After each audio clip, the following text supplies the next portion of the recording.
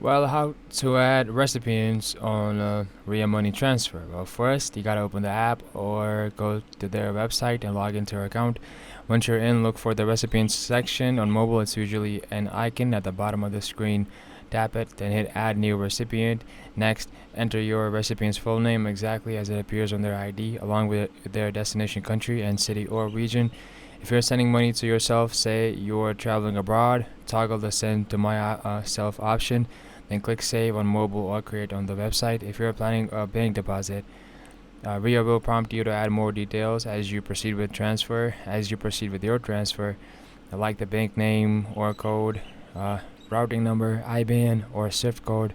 These fields typically appear during the transfer setup and are saved securely. If you prefer offline methods, visit a local RIA agent with your recipient's details, and they'll help you add the recipient through your account. Once the new recipient is added, they will appear in your list for future transfers. Just select them when sending money next time and skip re-entering details.